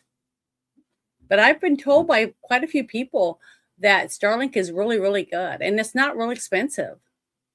I'm But only the going to pay service is 140 great. for it. So, 140 for satellite internet is crazy good in my opinion. well, once Maybe you get that's it, too high. it's really good. I might end up getting it. If I know a real Understandable. person, a personal person I know, and you're telling me, damn, Janet, this is good. I mean, look how good it is, or whatever, I might end up getting it just because you have it. Well, we're going to have a lot of inclement weather this year. So I know it's not going to be perfect. Well, You see yeah. the weather, we got El Nino right now. Yeah. I know.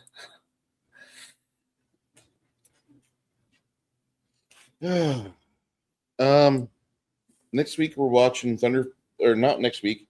Next week will be a paint week.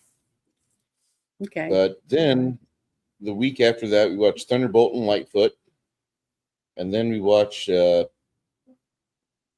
Outlaw Josie Wales with James, and then after that we'll just keep going through the Clint Eastwood series of films. I really am enjoying this. I mean, I know Clint Eastwood's not like my favorite person in the world, but I appreciate him very much for the work he's done. He's not a moral clarity guy either, because normal person. He's just a normal guy. I don't have hero worship about him, but I understand where he's at, and I understand that when he went on location, sometimes he was lonely or he was horny or whatever. Because I've been a dude for all my life, and I love going somewhere new and getting vacation poon. I don't think anybody does. Remember too, he can't just walk up and grab someone and start having sex with them. If the woman, come on, damn it. But the thing is, what I'm saying is, all these women, like that one guy said, that interview, that one guy from that one, I think it was the second Dirty Harry movie, and when he said his door was like a revolving door, the hallway always had women in it that were leaving Clint's hotel room. So the women were willing. It's not like he had to drag a bunch of people up. Like, what's his name? He didn't have to pay. Yeah, he didn't have to pay. He did pay, but he didn't have to beg them. You can't knock him for that. I mean, look at like I said earlier, Elon's got what, 17 kids with all these different women.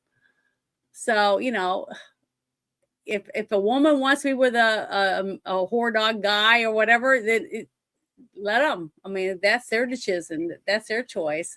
And if you're a 65-year-old man and you've sat on a piece of ice for the past 20 years, you can meet my friend Janet somewhere in Little Rock. I don't want a frozen ass guy. I want someone with a warm ass.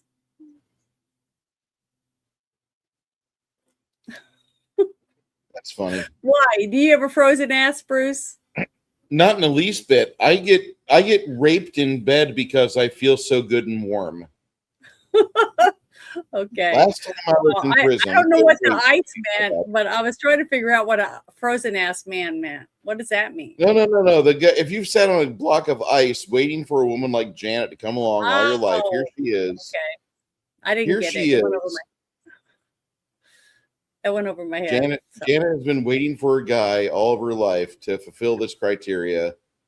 And if you've done nothing, if you have less than 2 girls on your dick resume, and I say that with love, Janet, because I mean, sometimes it really feels like, wow, I guess us real people that have had sex with more than 10 women over the past 40 years. Okay. Anyway. No, I'm just saying it just depends on the person. Each person has to bring something to the relationship, right? And if one guy's way up there and he constantly treats you like you're down there, why would you be interested in him? I don't know. That's a curious. That's what I'm saying. To me, that's what I felt. I told you a couple times from Clint. Yeah. That I felt like he was like, after being with someone, a month or two or whatever, a few rolls in the hay, and he was like, see ya. He wasn't interested. But something about Sandra Locke made him want to hang around her. So I'm whatever it was, I'm not gonna slam them any harder than what I already have, but And that's what I'm good saying. Lord, So we can't don't pick I and don't get it. choose. We just have to like what we like and then try to stay away from what we don't like. I mean, if you're a crazy Latina with an amazing fat ass and you live in San Look at Antonio, this. contact me. Right here, look at this one. What? Edward Penis Hands is a classic. Yes, it is. Yes, it is. And Six Nations is right. You ladies out there, don't go over your 100-person body count in a weekend. Mm-mm. Nothing good will come of it. It will. Yeah, It you will heard about backfire. that woman, right? That one lady on, I think it's OnlyFans, and she was with 100-something men in 24 hours or something, and she had to go to the emergency room because her inside started falling out. I bet a bunch of guys are lining up for that. I don't know. I mean, that sounds terrible. That sounds really terrible. I don't understand. I love my male friends a lot, but I don't want to share vagina with them. I really don't. Like that there's some questionable photos out there. When I was in the oil field and on a lot of testosterone, we did a video and a photo where like the six of us were standing in a circle focused towards the middle, and our David, our tallest guy, he was holding the camera downward facing, and we all whipped our dicks out and pissed on this can that had a bunch of cigarette butts in it, and you could see all of our hogs just there. And at the time, I was pretty good for camera film. I was probably about a good 5 or 6 inches. I'm a short dude. I'm 5'6". So having a dick that size, I was pretty happy because it fit fairly well. You know, in my hand, it was a little bit bigger than that. Like, yay, I'm good for film, and I was good. But when you get older, you probably don't want to have a shareable vagina. It's okay to piss on something in the middle of the woods or frack site with a group of guys, but you don't want to share a piece of poon with each other. That's no bueno. And there's a lot of people out there that Why, they. if that's the way you feel, then why do men want to share two women at the same time and make the women share together? I don't know. I've never thought like the last thing I want to do is like, let's just say we can clone people. So you can take your favorite person in the world and now you could have sex with like say two of whomever. You want to disappoint her twice? I don't. That's the last thing I want to do. I don't want to disappoint one person. Now I've got to split my attention. Oh man, this is going to be difficult. My tism's going to pop up. I'm sorry. It's so Trains. funny. I've had a couple of guys talk about that in some spaces, in some of the late night spaces, you know, that kind of stuff gets brought up. And they were talking about having two women, you know, at one time and stuff. And I'm like, why would a man want to do that? Can't even please one woman. Why would he want to try to please two? I was teasing them and pulled their chain, but it was funny. But then I said, well, how come you guys don't want to bring in another guy? Well, no man wants to cross swords with another man. Stuff like I mean, that. it's one thing to whip your dick out. It was hilarious.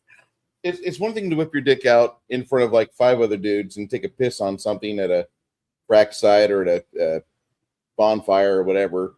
But it's completely different when you are trying to make something have an orgasm with your name on it. Just that's not no. Not gonna be no. You just can't. You try, but no. And I know it sounds like Bruce is having a hard time here, but he is. I just why no. You know, like it worse. One of the dudes is gonna stare at the other dude's cock way too long. And now it's awkward. Completely awkward. I've been in that situation, so and I don't, you know, I'm not a person that likes to share, so I'm not a person that would share anyone. So they better not ask me to share. That's what I'm saying. I don't agree with that. I think a relationship should be two people. Sorry, go ahead. I was pulling something up here. right now over at Blackout Coffee, Oh, okay. Yeah. they are. How do I bring that up? I click on I'm you. getting It ready. makes you by yourself. I'm trying to remember I'm how to gonna- do that. I'm gonna bring it on here my own damn self. Hold up. Okay, there we go. Before we leave, try to pay the bills here. There is. You still can order things for Dad if you go to Blackout Coffee right now. Mhm. And I'm going to copy this for Janet so she can throw this at her chat. I'll throw this in the chat as well. Thank you. Appreciate it. No problem.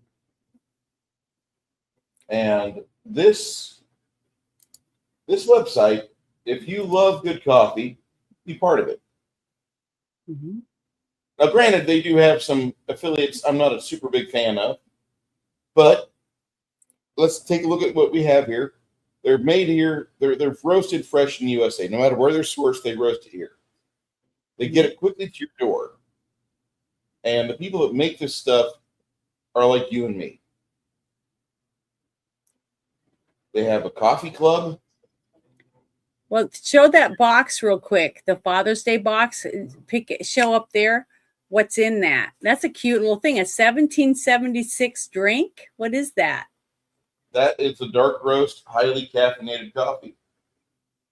It also comes with the two-way Mm-hmm. Very Second Amendment nice. Foundation coffee, which is good. And it has my favorite of their regular coffees, the Morning Reaper. Morning Reaper. This is a medium roast. This kicks you and it gets you going. Right now, they have it on sale for $18.50 for a subscription, $22.95 for one-time buy. That's for 18 pods. They also have the 12-ounce bags for a club price of $14.50 or one-time purchase just under $18. And that's already ground up, or is that the beans? You can opt for either way. Do they sell a grinder on their website for someone who doesn't have one? No, you just go to Walmart and buy one for $12. Okay. But are you the one that told me that you grinding your own coffee is 10 times better? Absolutely. Okay. Yeah. I'm just trying to make sure the people know that are watching. Yep. Yeah, order for your dad. If your dad likes coffee, get him a Blackout box.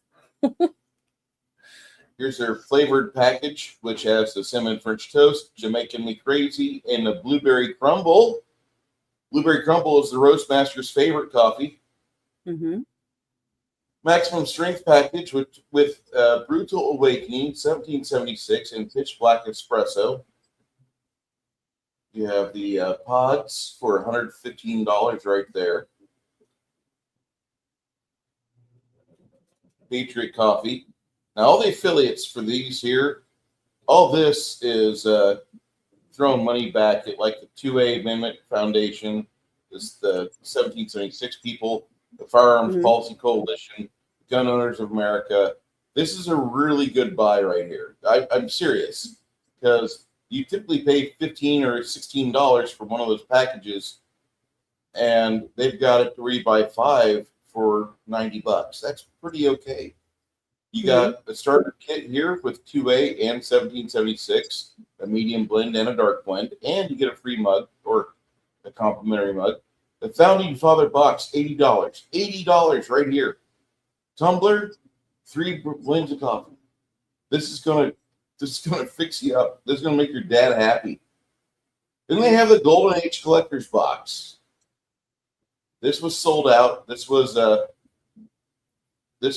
special setup. That's a nice mug. That's super nice. Yeah. And they're gone. Oh, Limited 50. They're gone. Too bad. I can see why. I mean, look at that mug. Freaking kick ass. Let's look at the mugs real quick.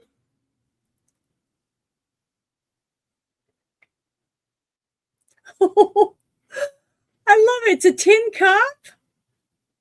I love that one. I like the yellow one. Don't tread on me one that you just showed. That one there? Yeah. That one he's got right there. I love that one. I'll have to order me that one. I like it. That's a nice mug. I like that one. At work is crossed out. That's a nice one too. I haven't seen their mugs before. These are nice. I like them. Now I gotta show the tea and the cocoa because some people are not coffee people, and you are wrong. You're wrong. You They like do their have cocoa. I've had their cocoa. I didn't say I liked it. Their cocoa is really frou-frou. Like if you love this, authentically tastes like baking chocolate. Okay, then you're probably gonna get off on it. Mhm. Me, not so much. And they've slimmed down the choices, I might add. Earl Grey tea, Paradise English breakfast tea, Sleepy Sheep tea, ginger lemon isn't bad, masala tea. I'm waiting on my blueberries tea to come back. Yeah, you really like that one. I love that one. That is a fantastic tea right there. They have subscriptions for all this shit. Join the club, become part of the coffee club at Blackout Coffee. I almost said Black Rifle Coffee, my bad. Mm-hmm. But here's where the rubber meets the road. This right here should be a monthly drop at everybody's house. If I could afford to give all of you this, I would.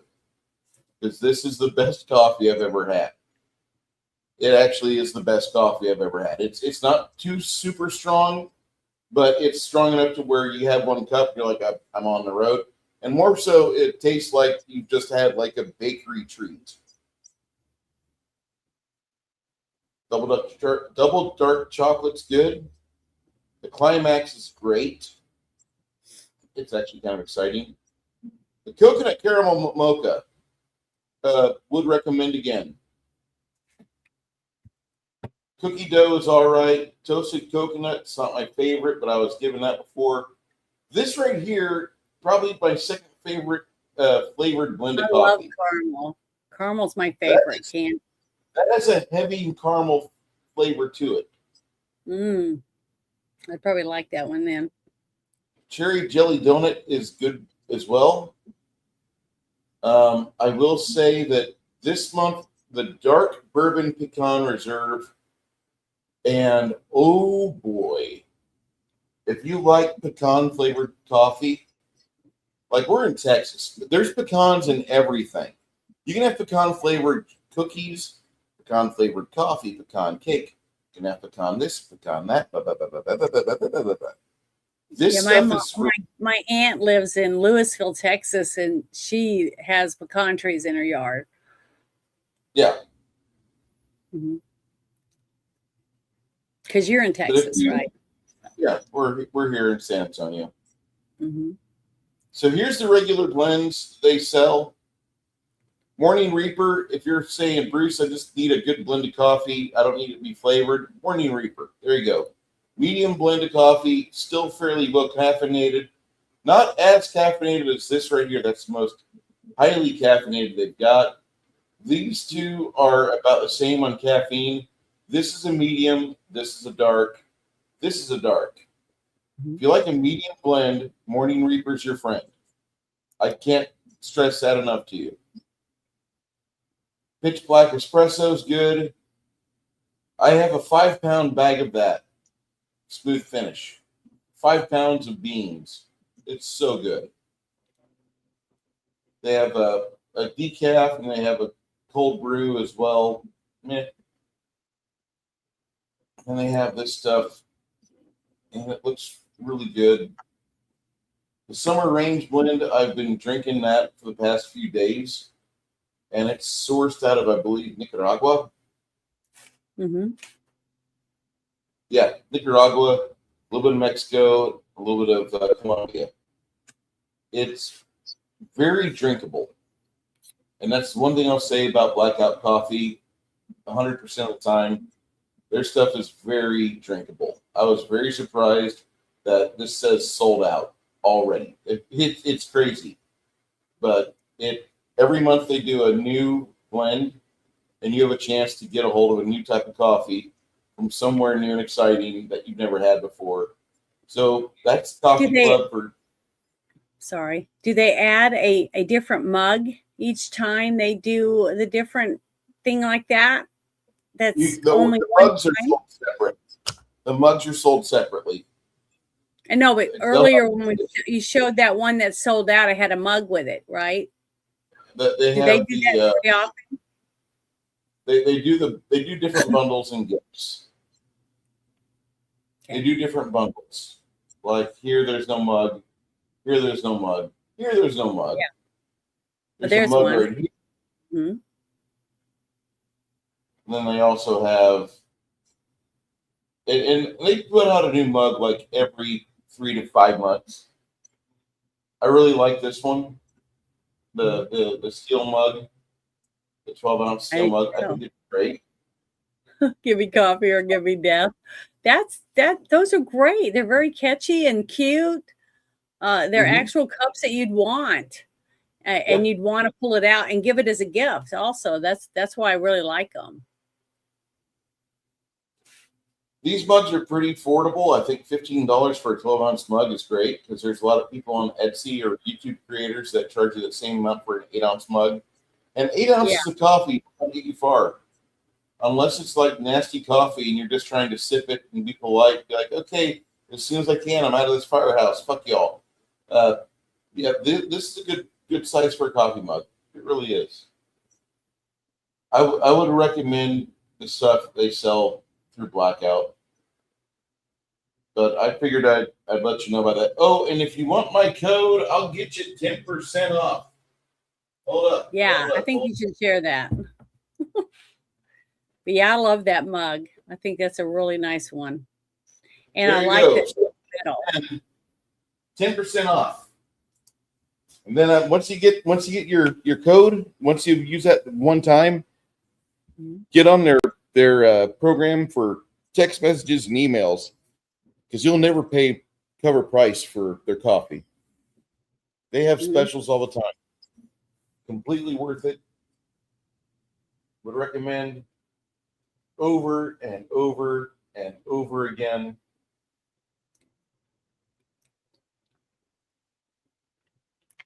If you're saying, I want to live economically, all right, well, here's 5-pound blends of coffee. And this is not the normal price. Usually it's $80. They drop some money down. For one-time purchase, it's $90. But yet you save $20 if you subscribe and say, I want it every 6 weeks. That, my friends, is as good as it gets. And what's the smallest bag of coffee you can get from them that's ground? 12 ounces. 12? Okay. And what about the smallest for the K-cups? 18. Okay. Sometimes people want to know that. That's the only reason I was asking. They only serve K-cups in 18 packs. Roughly, you're basically paying, if you're a subscriber, you're paying $1 and change for a cup of coffee. And a lot of times you don't throw it away after the first use. Like the cherry chocolate. Where's that at? Well, one thing I'd like to do is I like to take a little Ziploc bag and put like 5 or 6 K-cups in it when I go on trips, because when you're staying at hotels or whatever, they give you the 1 or 2 little things that usually one is caffeinated, one's decaf, right? And then you have to call and have someone bring you something. So I always take some just so I have my own K-cup available when I want a cup instead of having to wait around. This stuff right here. Say you've got a tumbler like this lovely war crime tumbler from FTE. You don't want to just put 12 ounces of coffee in this. You want to put at least like 24. Well, the thing with a lot of these sweeter blends when you make the K cup version, they're really sweet. And so you want to keep the pod in and run another amount of water through it Mm-hmm. and, just have that process in your cup and dilute it. Because otherwise, the chocolate cherry flavor is going to overwhelm you unless you're like one of these people that says, no, give me diabetes. Okay, whatever. Okay. Well, I'm glad you said that because someone may not think about that. The pods you want to run 2 cycles through. You really do. There's very few of the pods that provide you the right blend the first time. A lot of times you have to run through twice. Have And you that's tried just their instant coffee?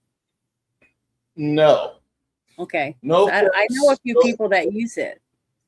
Well, that's cool, but Bruce looks at instant coffee the same way I look at an automatic transmission. Nope, that shit's not for me. Okay.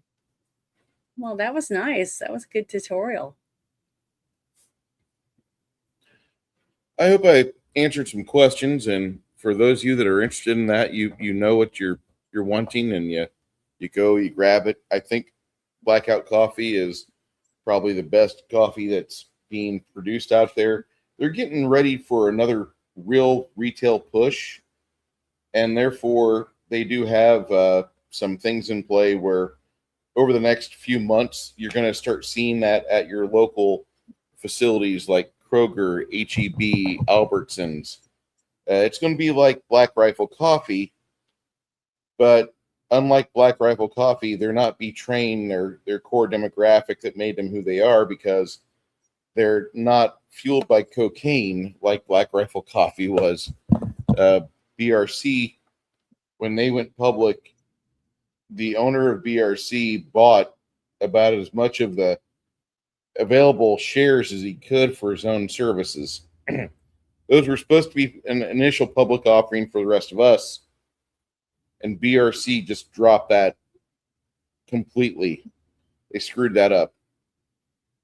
So that's why BRC is not embraced by the veteran community. That's why so many people were affiliated with them, and they've avoided them ever since.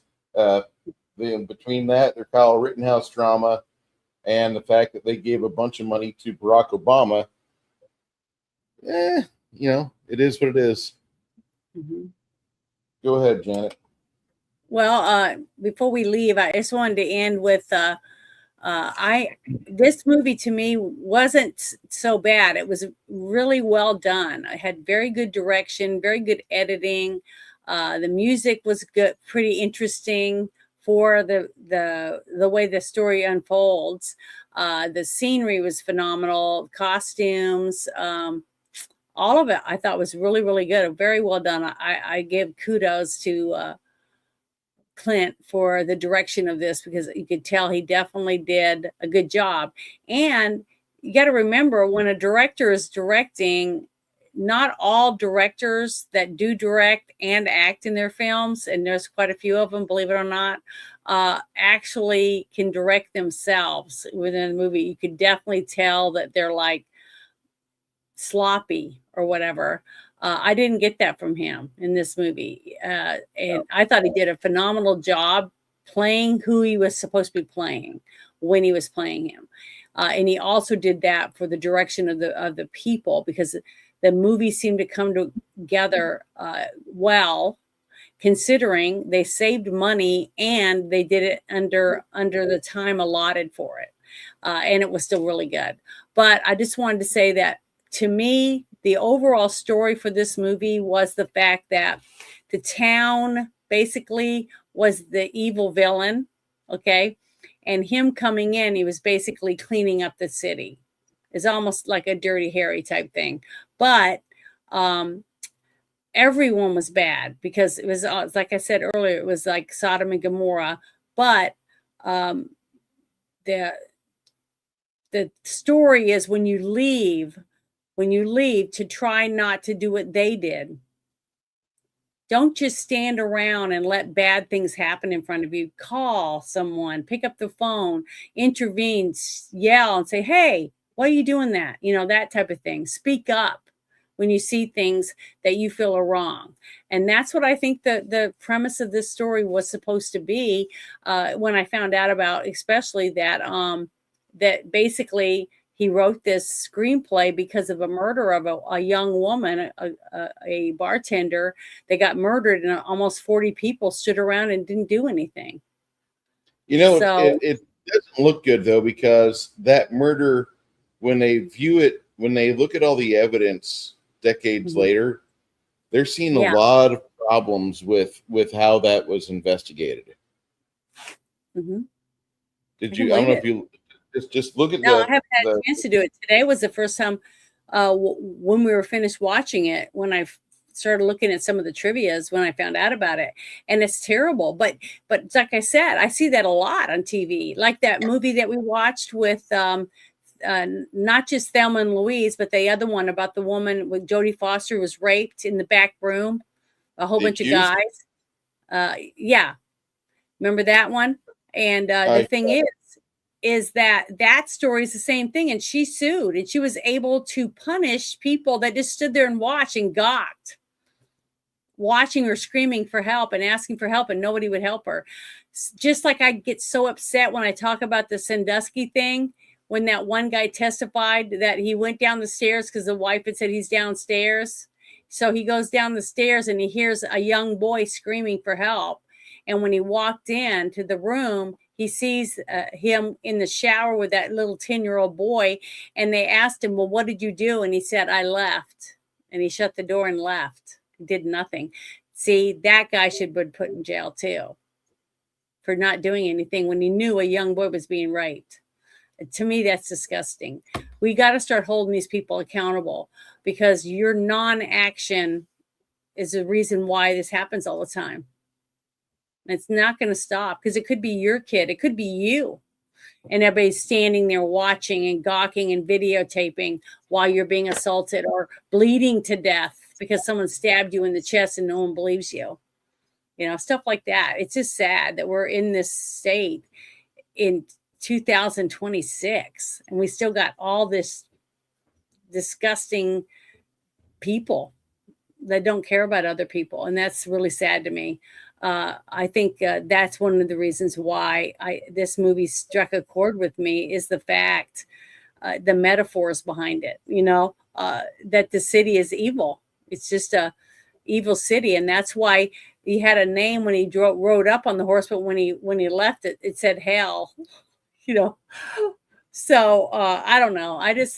That's what I got from it, my personal opinion from the movie. So you watch it, but I do recommend you watch this. I think this is a really good movie to watch. I only gave it 7.5 out of 10 stars, but it's better than so much crap that you see now. I mean, it's entertaining all the way through. I watched the whole movie. I didn't have to, take a nap or get a snack or anything to stay awake watching the movie. It was good. It was a good movie. It's just that there was one thing I didn't agree with in the movie, and that's what took me out a little bit. But I got back into it. I just didn't have the same gusto for a hero or whatever, because there really isn't a hero in this movie. You know what I mean?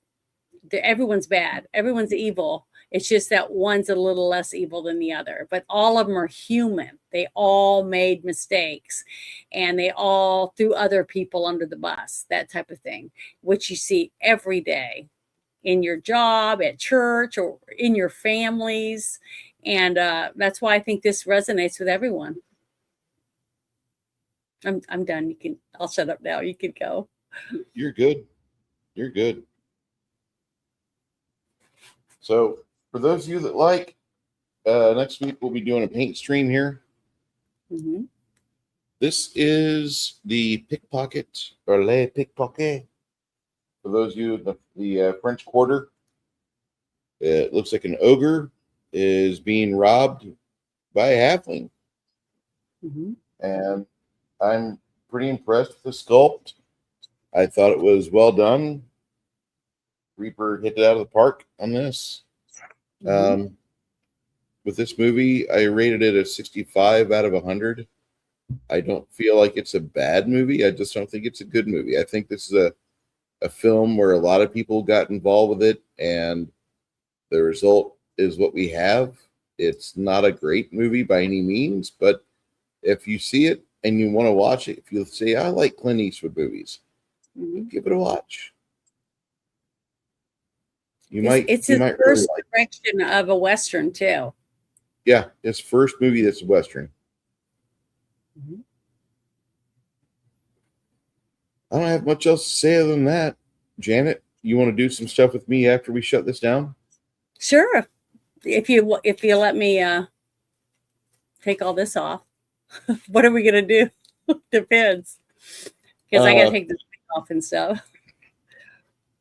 I wanted to watch the new memes.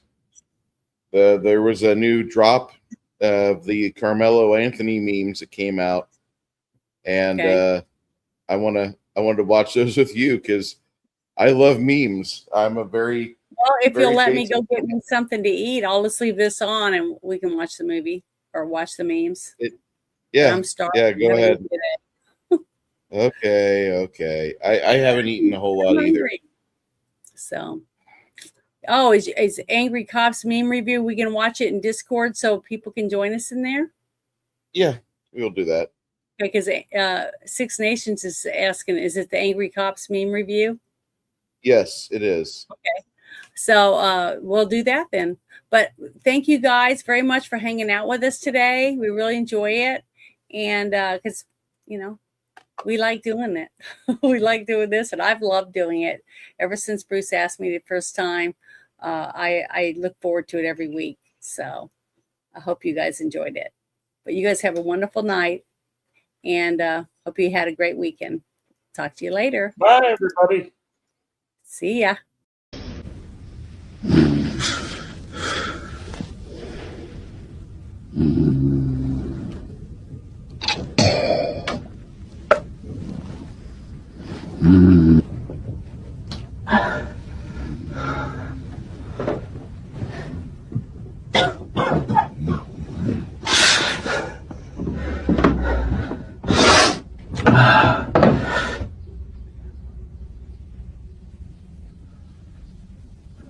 Shit.